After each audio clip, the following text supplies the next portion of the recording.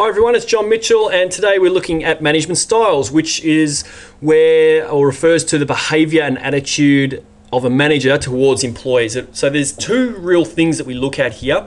One is decision making, so who's actually making decisions, and two, we look at the type of communication. Is it one-way communication or two-way communication? Because we'll get into the different styles in a second, but before we do, what we need to do is often we need to recommend a particular style. So we'll look at the strengths and weaknesses of each style and when it's most appropriate. But also sometimes you'll be asked at what management style you'll be given a scenario and asked what management style is this manager using. And to do that, it's important to look at who's making the decisions and what type of communication it is. And that should give you an indication of the type of management style that they are using. And there are 5 management styles that we need to go through, and they are autocratic, persuasive, consultative, participative, and laissez-faire. And we're going to split this into 2 separate videos. So today's video, we're going to look at autocratic and persuasive management styles. Firstly, autocratic. This is where a manager tells staff what decisions have been made and then barks orders and tells them what to do. It's an authoritative type management style. So the characteristics where management makes decisions, and we call that centralized decision making. There's one-way communication, which is top down. So that means there's lack of employee input. There's no feedback given from employees. And one key is that there's clear communication. So the strengths is that it's fast. All right, so decisions are made fast. You don't have to go and consult with lots of different people. There's only one person making the decisions, and that the clear directions are given. So the employees clearly understand what it is they have to do.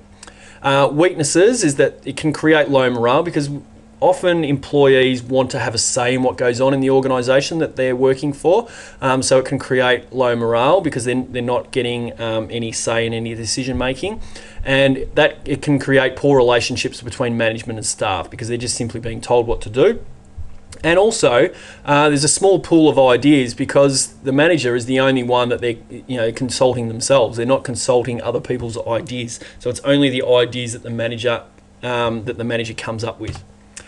Now, when is it best? During times of crisis or when employees lack experience. I've got a picture there of some pills simply because an example of a crisis was when Johnson & Johnson released Tylenol, and it was laced with some kind of poison which actually killed some people in the US. This is going back in I think it was the 80s.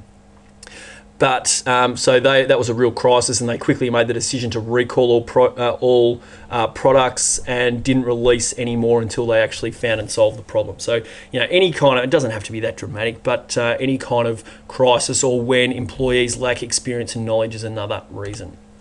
Persuasive management style. Look, this is quite similar to an autocratic management style, but it is where the manager makes decisions and sells the decision to staff.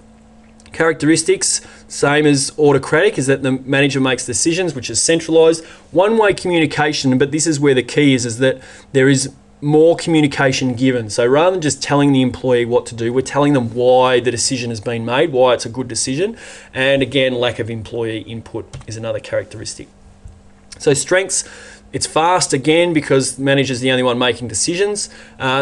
The manager can gain support for the decision because they're providing more information. So it's almost like, I'll give you more information, so you're getting an insight into what's going on in the organisation for the employee. And again, instructions are clear, but the weaknesses are still that there's no employee input. That can cause low morale, and employees can feel frustrated because their ideas are not heard.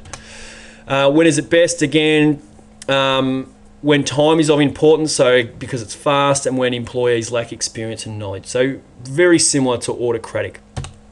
So just to recap, autocratic is where the manager tells the employees, centralized decision making and one-way communication, and persuasive is exactly the same except that it sells the employee. So there's more information given from the manager to the employee about why a particular decision has been made. However, it's still centralized decision making and one-way communication.